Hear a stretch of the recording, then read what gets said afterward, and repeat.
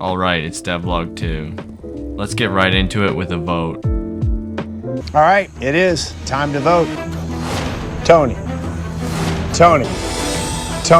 Second person voted Tony. That's 5, that's enough. Need to bring me your torch.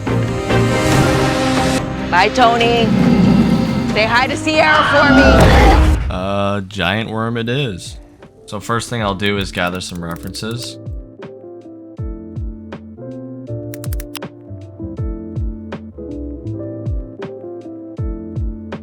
He's not cool enough. They ask you how you are, you just have to say that you're fine when you're not really fine. That's more like it. They ask you how you are. Now I'll be referencing these for the sculpt. I highly recommend this program called PureRef. It's completely free. I'll be referencing a few of these elements. As of right now, I think the biggest thing I want to stand out for the game's worm is many teeth. Run. What the is that? They ask you how you are, you just have to say. Well, let's just get started with opening Blender up. First order of business is deleting the default cube.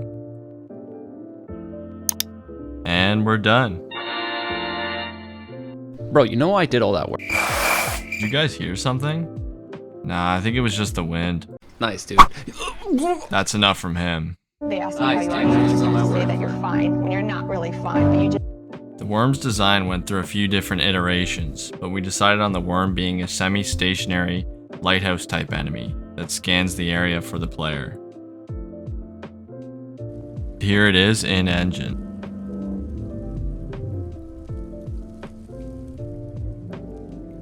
Now let's give it some skin.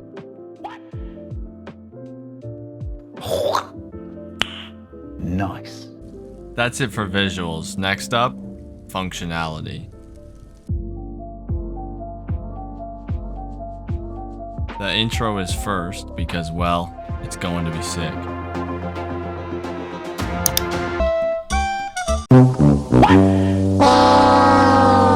Never mind, it's kind of trash. But it's my trash.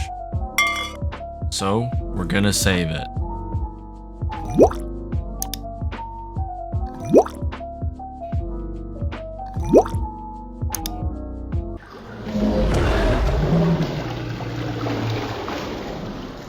That's much better.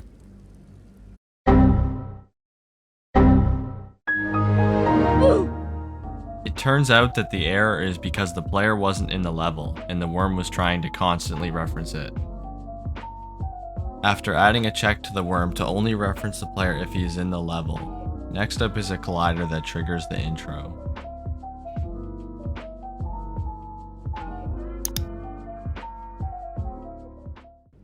And now it triggers when the player walks into the room. They ask you how you are, you just have to say that you're fine when you're not really fine, but you just keep. Okay, for real this time.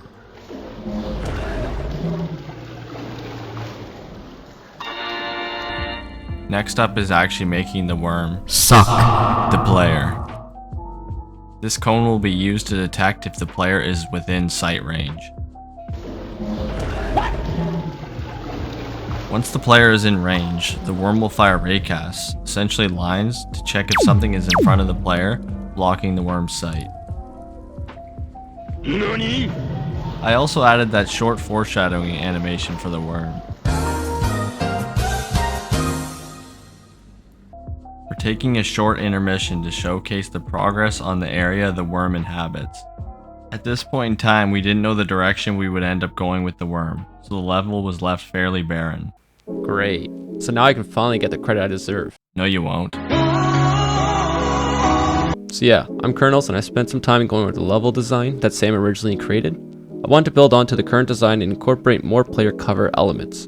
These elements provide the player with cover and a line of sight breaks from the enemy. Torches were also added to provide the player with a visual understanding of how to progress through the level. Now back to the mechanic. This VFX is made to visualize the wind the worm is pulling.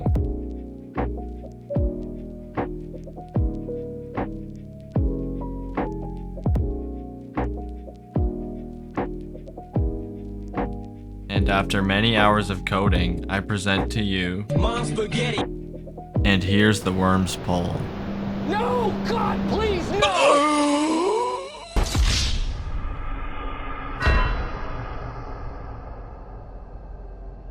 And last but not least, I programmed the worms detection system.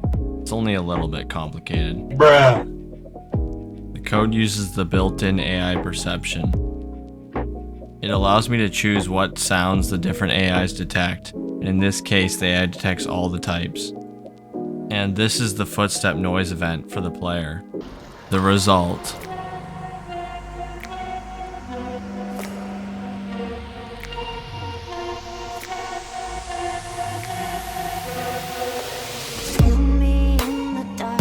Oh shit!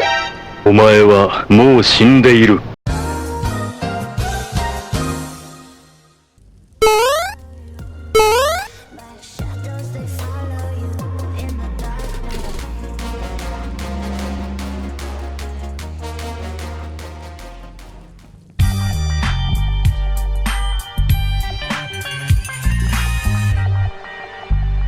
Thanks for watching. I hope you enjoyed it.